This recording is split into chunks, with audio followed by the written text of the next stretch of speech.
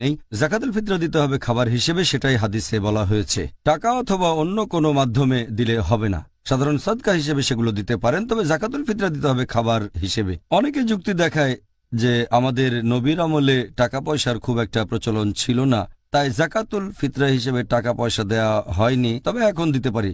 এরা একটা জিনিস বুঝতে পারে না যে আমাদের নবীর আমলে আর সাহাবীগণের আমলে মুদ্রা ছিল দিরহাম, তারপর দিনার ছিল, টাকা ছিল। তখন হয়তো কাগজের নোট ছিল না, কিন্তু টাকা তো ছিল।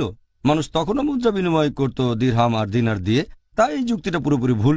এখানে বলা থাকছে এতটুক যে শস্যের কথাই উল্লেখ হয়েছে, শস্যই দিতে হবে, টাকা নয়।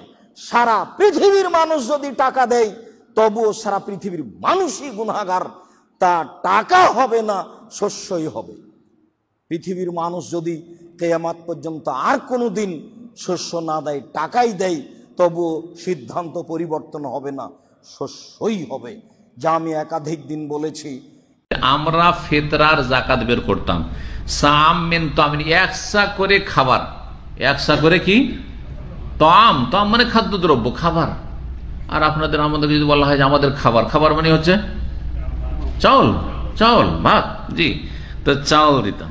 আর টাকা দেওয়া চলবে না। হাদিসে কি আসছে, যতগুলি হাদিস আসছে ভালো করে শুনুন। আজকে শেষ করা যাবে না ইনশাআল্লাহ তাআলা, দু একদিন পরে আবার শেষ করবো, হয়তো বুধবার বা বৃহস্পতিবারে।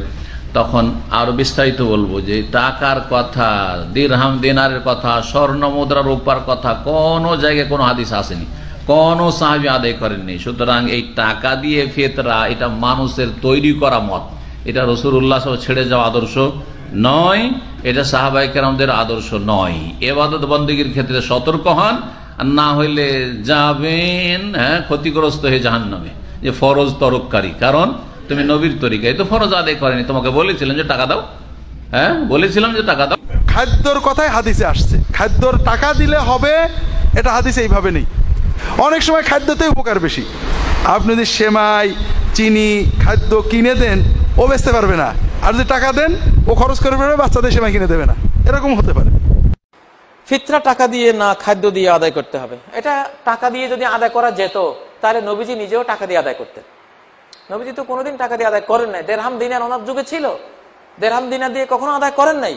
খাদ্য দিয়ে কিশমিশ, জব, গম, খেজুর, পনির, এগুলো দিয়ে 6 প্রকারের খাদ্য, এইসব দিয়ে তিনি আদায় করেছেন, 100 দিয়েছেন। আমাদের বাংলাদেশেও আমরা খাদ্য দিয়ে আদায় করব, এটা একটা ফরজ ইবাদত। তো মাতান লিল মাসাকিন, মিসকিনের জন্য খাদ্য। সদকায়ে ফিতরকে ইবনে আব্বাসের হাদিসে বলা হয়েছে তো মাতান লিল মাসাকিন, তামউইনান লিল মাসাকিন বলা হয় নাই। মিসকিনের জন্য অর্থায়ন এটা বলা হয় নাই, মিসকিনের জন্য টাকা দান এটা বলা হয় নাই। তো মাতান লিল মাসাকিন, মিসকিনকে খাদ্য দান। তা আল্লাহর রাসূল তার সাহাবীরা বলছেন মিসকিনকে খাদ্য দান। ফরাদ রাসূলুল্লাহ সাল্লাল্লাহু আলাইহি ওয়াসাল্লাম সামিন তুআমিন, 100 খাদ্য ফরজ করেছেন, 100 খাদ্য। আপনি আর আমি এত পণ্ডিতি করার দরকারটা কি? এই রাসূলুল্লাহ সাল্লাল্লাহু আলাইহি ওয়াসাল্লামের দেয়া যে নির্ধারিত যে পণ্যগুলো, সেগুলো দিয়ে দেয়া এটা নিশ্চিত সুন্নাহ, এবং এটাই হচ্ছে প্রকৃত সুন্নাহ। টাকা দিয়ে ফিতরা দেয়া যাবে কিনা, এর উত্তর হচ্ছে নবী সাল্লাল্লাহু আলাইহি ওয়াসাল্লাম টাকা দিয়ে ফিতরা দিয়েছেন এমন প্রমাণ নেই। ফারাদা রাসূলুল্লাহি সাআম মিন তামরিন ওয়া সাআম মিন শাইরিন, এইভাবে বুররিন, তিনি জব দিয়ে, খেজুর দিয়ে, গম দিয়ে এইভাবে ফিতরা দিয়েছেন, এটার প্রমাণ আছে। 1 সা পরিমাণ দিয়েছেন। এরপরে জানে আলম জানতে চেয়েছেন ফিতরা এটি খাদ্য দিয়ে দেওয়া উচিত, যেহেতু নবী সাল্লাল্লাহু আলাইহি ওয়াসাল্লাম বলেছেন তু'মাতান লিল মাসাকিন, ফিতরা ব্যবস্থাপনাটাই হলো খাদ্য ব্যবস্থাপনার অংশ। গরিবকে খাদ্য দেওয়ার জন্য নবী সাল্লাল্লাহু আলাইহি ওয়াসাল্লাম ফিতরা চালু করেছেন, বিদায় খাদ্য দেওয়াটাই সরাসরি উত্তম। হাদিসগুলো যদি আমরা একটু পর্যালোচনা করি, দেখবো যে 5 ধরনের খাবার দিয়ে আদায় করতে বলা হয়েছে। গম, জব, তারপরে খেজুর, পনির এবং কিশমিশ, এই 5টি খাবার দিয়ে আদায় করতে বলা হয়েছে। আবু সাঈদ আল খুদরি রাদিয়াল্লাহু তাআলা আনহু বর্ণনা করেন, সহিহ মুসলিমের বর্ণনা, যে কুন্না নুখরিজু যাকাতাল ফিতরি সাআন মিন তুআম, আমরা খাবার দিয়ে সাদাকাতুল ফিতর আদায় করতাম। It should be food item. এবং সে খাবারগুলো কি ছিল আমরা বলেছি, যে গম, জব, খেজুর, পনির এবং কিশমিশ। এবং আবু সাঈদ খুদরি রাদিয়াল্লাহু তাআলা আনহুর হাদিস, যেটি বুখারীতে এসেছে, সাআম মিন তুআম, 100 খাদ্য, সরাসরি বলেছেন। সবগুলো হাদিসে খাদ্যের কথা বলা হয়েছে। অতএব খাদ্য দিয়েই যাকাতুল ফিতর আদায় করা, এটাই হচ্ছে প্রফেটিক ইনস্ট্রাকশন বা নবী সাল্লাল্লাহু আলাইহি ওয়াসাল্লামের নির্দেশনা।